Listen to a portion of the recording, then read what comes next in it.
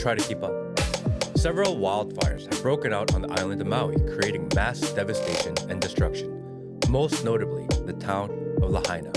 This is not the people's fault, and our hearts go out to those affected. Why is Lahaina significant? It was once the capital of the Kingdom of Hawaii, prior to the forced U.S. annexation and the eventual move to Honolulu.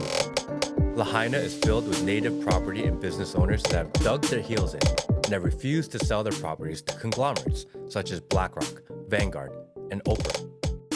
Unglobalized prime oceanfront property still owned and managed by the natives. So what caused this destruction? Short answer, no one knows. All government agencies, local and federal, have vehemently stated that it is unknown. However, there are two competing theories online. One, environmental. The perfect combination of a major hurricane 200 miles off the southern shore of Maui, combined with northern pressure to create massive dryness and winds. Or two, diabolical. Something the conspiracy theorists call a DEW, direct energy weapon. What? I had the same response, so I started Googling. The first article that pops up when you Google Maui DEW is from Newsweek. It starts like this. The devastating wildfires in Hawaii have brought a new conspiracy theory from climate change deniers who suggest that the destruction was orchestrated by the federal government's direct energy weapons. Ugh.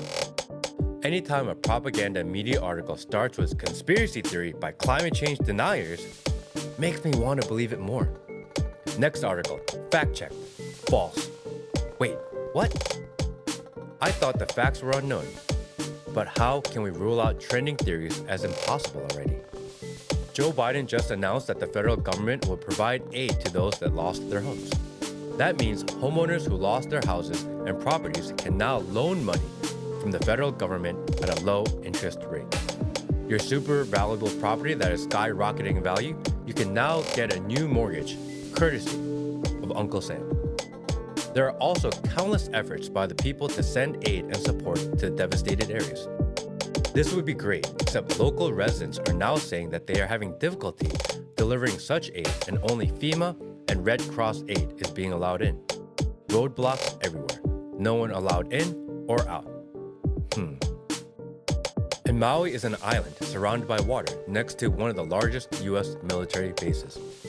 Local residents are saying that they received no advanced warning and that they only evacuated once they saw the thick black smoke at their doors. Why was the federal response so slow on this matter, waiting until the fire had overtaken this area prior to action? I don't know what's going on in Maui. Our hearts go out to all those affected and we pray for your safety. But what I do know is that there are more questions than answers. And anytime that's the case, especially when global self-interest benefits and people suffer, well, you know, conspiracy theory.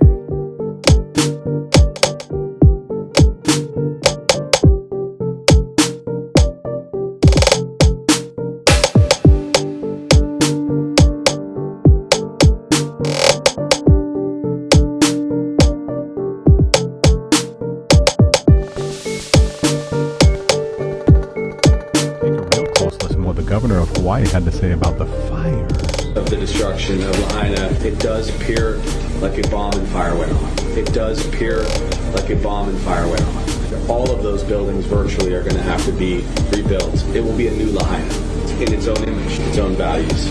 That's going to be billions of dollars. We are so coordinated with state, county, and federal support that it took less than a quarter of a day, 6 hours, to get the approval from the president to bring those resources in. This was, of course, a shock to see a hurricane and its winds. I think that we're seeing this for the first time in many different parts of the world. I've been contacted by several governors across the country to share their experiences in a time where global warming is combined with strengthening. So let's just go over a few of the red flags that he said.